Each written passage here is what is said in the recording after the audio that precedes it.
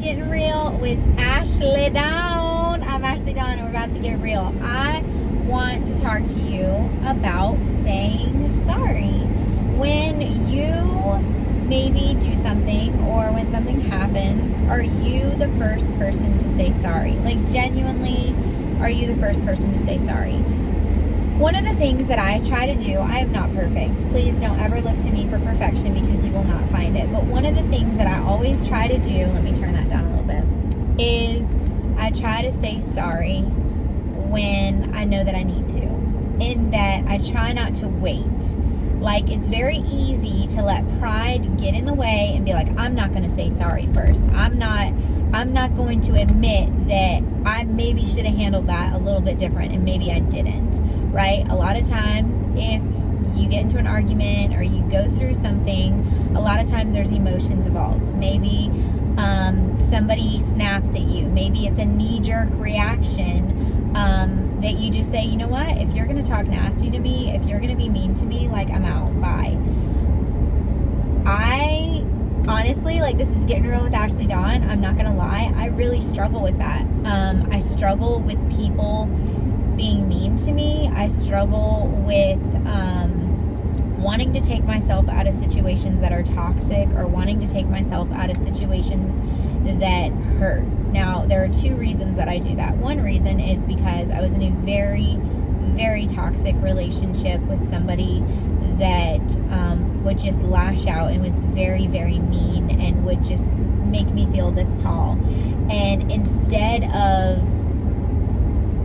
staying in a situation like that, I just remove myself from the situation altogether.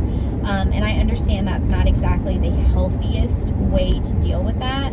It would be a lot healthier to talk through the issue and be like, hey, you have an issue with this, I have an issue with this. These are some things that we need to work on as a couple, as friends, as whatever. Now, that's, in a perfect world.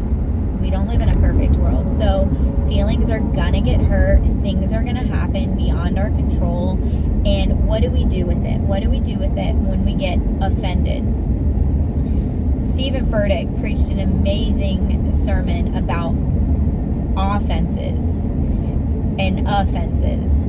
So he had like a fence, like a fence from Home Depot, whatever, and he put it up in between him and the other person. And he said, when we allow offenses, like somebody offends us, when we allow that, we're literally building a fence between us and the other person. We're building a separation between us and the other person. And we're saying, maybe your feelings don't matter, maybe you don't matter, and something is blocking us, right? When we get hurt, we want to shut down, we want to close off, we want to put up these walls to stop anyone from hurting us, right? I went through I've said this a million times, and I kind of hate even saying it because I sound like a broken record at this point, but I went through something that was very hurtful. And so, because I was cheated on, because I was betrayed, because I went through all of that, I have walls. And I really struggle with trusting people, with trusting that people are not going to hurt me, that people aren't going to lie to me, that people aren't going to betray my trust. Friends are going to stick around. I've had a lot of friends that were fair weather friends. They were here today, gone tomorrow, and that hurts. And so I do have walls, and every single day I have to daily decide if I want the walls to be there or if I want people in my life to be there, because both can't live together. If I want people to be there, I can't let there be walls between us. And if I want walls to be there, I'm not going to have people in my life. And so every single day I have to decide, am I going to be offended by everything that happens, or am I going to reflect and be like, you know what, I handled this way, and I'm going to try to handle it a different way next time. I maybe said something out of hurt, and I'm going to try next time to bite my tongue and to not say anything out of hurt, because that's not very kind. Like I said, I am not perfect. I mess up every day. Listen, me and my mom, you can ask my mom, and she'll tell you all the times that I have just shut down when we've gotten to discussion, and maybe she said something that I didn't like, maybe I've said something that she didn't like, and I just shut down. I'm not proud of it. It's something that I work on every day. And, you know, trusting people is really, really hard. Trusting them to take care of you, trusting them to protect you, trusting them to love you is really, really hard. And it's hard, especially in today's day and age, because so many people are connected via social media and like Facebook and Instagram and Snapchat and all these different things. But they're not connected. They're connected through social media, but they're disconnected in real life.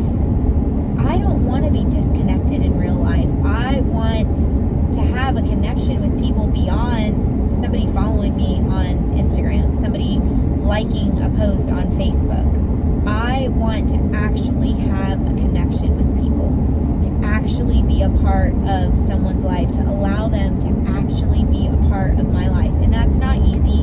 And I've had several friends that have gotten upset when maybe I haven't done things exactly the way that they wanted me to do them. And that's okay. Everyone has, you know, their own cross to bear. Everyone has their own stuff that they go through. But I have tried that when I know that I'm in the wrong, or when I feel that maybe I could have done something differently, I do try to apologize as soon as possible. I do try to, you know, let the person know, hey, I'm sorry I did this. Please accept my apology. You know, I'm sorry. And it genuinely mean it. Not just say it to kind of get away with something. Not to get moral dessert, as the Good Place show would say, but to truly understand, hey, I did something that maybe I shouldn't have done, and I'm sorry. One thing that I do is I overthink. I overthink everything. I'm constantly thinking of a million different ways that I could be a better person, a million different ways that I could be a better friend, a better girlfriend, a better daughter, a better insert thing here, a better worker. And I do struggle with that because I hold myself to a pretty high standard, and I hold myself with pretty high expectations, not of others, but of myself. Like, I want to be a kind person. I want to be a nice person. I want to do kind, nice things. And sometimes I mess up, and sometimes I do things that I don't like. And I really have to forgive myself, and sometimes say sorry to myself for holding myself to a standard that I know that I can't meet. I know that I can't reach.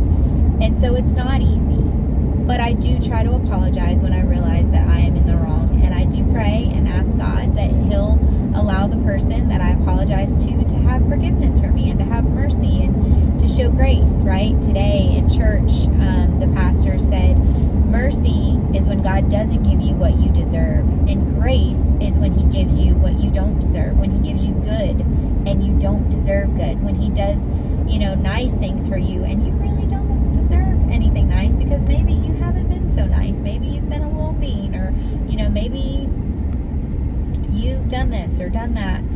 I know that I'm not perfect, and I need to extend just as much grace as I receive. I need to extend just as much mercy as I receive. And is that easy? No, it's definitely not. Does it just come naturally? No, it definitely doesn't. I have to work at it every single day.